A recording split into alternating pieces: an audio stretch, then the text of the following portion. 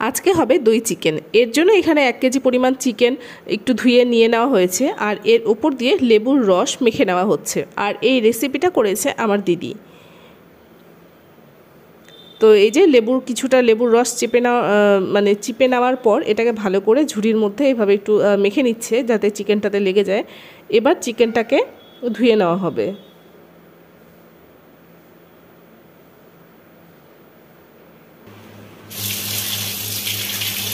এভাবে ভালো করে কয়েকবার চিকেনটাকে জল দিয়ে ভালো করে ধুয়ে নিতে হবে।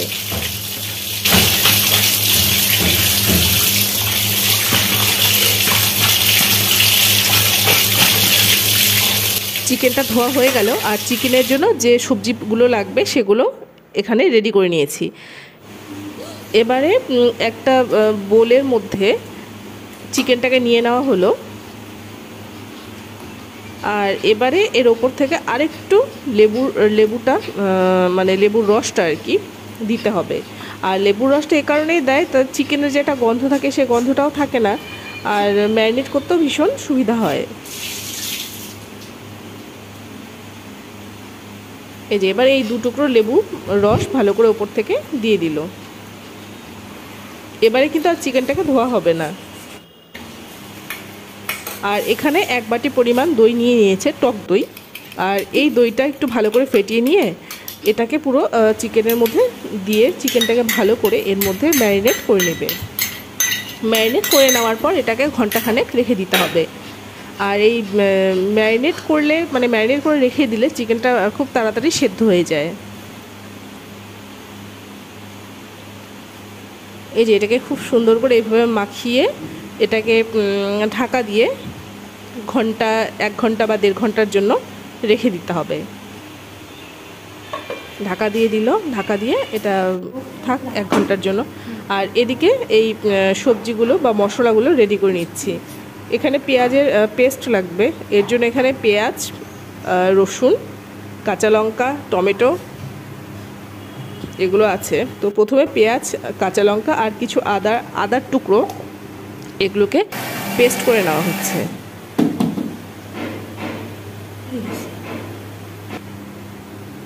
এই যে দেখুন, এটা পেস্ট হয়ে গেল। একবারে সবগুলো এখানে আটেনি, এই জন্য একটু একটু করে করা হলো। ওটা হয়ে গেল। এবার হচ্ছে টমেটো কুচি আর রসুন কুচিগুলোকে, রসুন কুচি নয়, রসুনের কোয়াগুলোকে, এগুলোকে এবার পেস্ট করে নেওয়া হবে।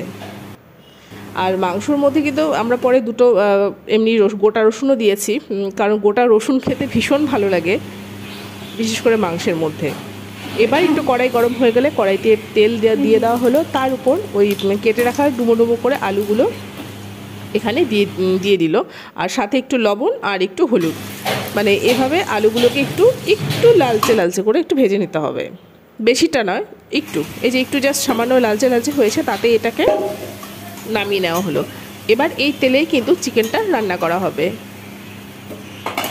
এবারে এই তেলের মধ্যে দিয়ে দেওয়া হলো কিছু শুকনো লঙ্কা, কিছু তেজপাতা আর কিছু পেঁয়াজ কুচি। এবারে এগুলোকে ভেজে নিতে হবে যতক্ষণ না পর্যন্ত এই পেঁয়াজের কুচিগুলি এরকম লালচে হয়ে যায়। তো এই যে মোটামুটি এই যে লালচে হয়ে গেছে। এবার যে ওই মশলাগুলো করে রাখা হয়েছিল সেই মশলার পেস্টগুলো এর মধ্যে দিয়ে দেওয়া হলো। এবার এই মশলা দিয়ে এটাকে কষিয়ে নিতে হবে খুব ভালো করে। এই যে দেখুন, কষানোর পর এটা দেখতে এরকম হয়েছে। এবারে এর মধ্যে হলুদ গুঁড়ো দিয়ে দেওয়া হলো।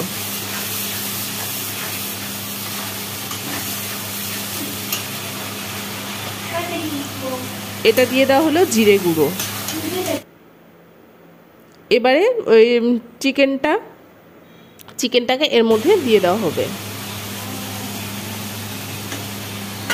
আর আপনারা চাইলে এখানে জিরেটা যে আমরা ইউজ করেছি এটা জিরে গুঁড়োই ছিল আর কি, আপনারা চাইলে বেটেও ব্যবহার করতে পারেন, সেটাও ভীষণ ভালো হয়।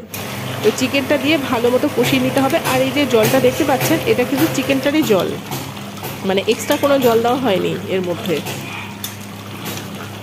চিকেনটা জল ছেড়ে দিয়েছে, দই দিয়ে যেহেতু ম্যারিনেট করা ছিল, দইটাও একটু গলে গেছে। আর এই চিকেনটা যেহেতু ম্যারিনেট করা ছিল আগের থেকে, তাই তাড়াতাড়ি সেদ্ধ হয়ে যায়।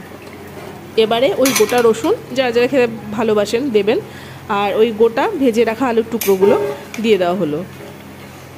এবার এটা দিয়ে কিছুক্ষণ চিকেনটাকে কষিয়ে নিতে হবে। আর এদিকে একটু গরম জল বসিয়ে দেওয়া হয়েছে। চিকেনটা মোটামুটি কষানো হয়ে গেছে। কষানো হয়েছে কি করে বুঝবেন, যে চিকেন থেকে যখন তেলটা ছেড়ে দেবে তখন বোঝা যাবে যে হ্যাঁ চিকেনটা ভালো করে কষানো হয়ে গেছে। এবারে এর মধ্যে দিয়ে দেওয়া হলো লবণ। আর চিকেনের মধ্যে লবণ কিন্তু আগে দেয়নিও, কারণ ও বলেছিল যে চিকেনের মধ্যে আগে যদি লবণটা দিয়ে দিই তাহলে চিকেনটা খুব তাড়াতাড়ি সেদ্ধ হয়ে যাবে আর গলে যাবে। এর জন্য এখানে চিকেনের লবণটা পরে দিল। যদি মাটন হতো তাহলে লবণটা আগে দিয়ে দিতে হতো। এই যে এটা কষিয়ে এরকম হয়ে গেছে। আর সত্যি মানে এখনই যা গন্ধটা বের হচ্ছিল, ভীষণ সুন্দর গন্ধ বেরোচ্ছিল। তো এবারে ওই গরম করে রাখা জলটা আর মশলা ধোয়ার জলটা এখানে দিয়ে দিল। এবার জাস্ট এটা ফুটে যা গ্রেভিতে চলে আসবে। আর যেহেতু এটা দই চিকেন তাই এর মধ্যে চিনি কিন্তু মাস্ট। সে একটু কম বেশি হতে পারে, এখানে একটু কম করে চিনি দিয়ে দেওয়া হলো। আর এবার এটাকে ফুটে ওঠার জন্য অপেক্ষা করতে হবে। এই যে ফুটেছে। এবারে এর মধ্যে দিয়ে দেওয়া হলো লঙ্কা গুঁড়ো। লঙ্কা গুঁড়োটা অপশনাল, যদি বাড়ির বাচ্চা খায় বা আপনারা যদি পছন্দ না করেন তাহলে লঙ্কা গুঁড়োটা স্কিপ করে যেতে পারেন। এই যে দেখুন চিকেনটা ও দেখাচ্ছে যে সেদ্ধ হয়ে গেছে। এই যে খুব সুন্দর চিকেনগুলো সিদ্ধ হয়ে গেছে। আমরা একটু ঝোলঝোলি রাখবো, আপনি চাইলে শুকনোও করে নিতে পারেন। যাই হোক, আমাদের মাংসটা একদম হয়ে গেছে।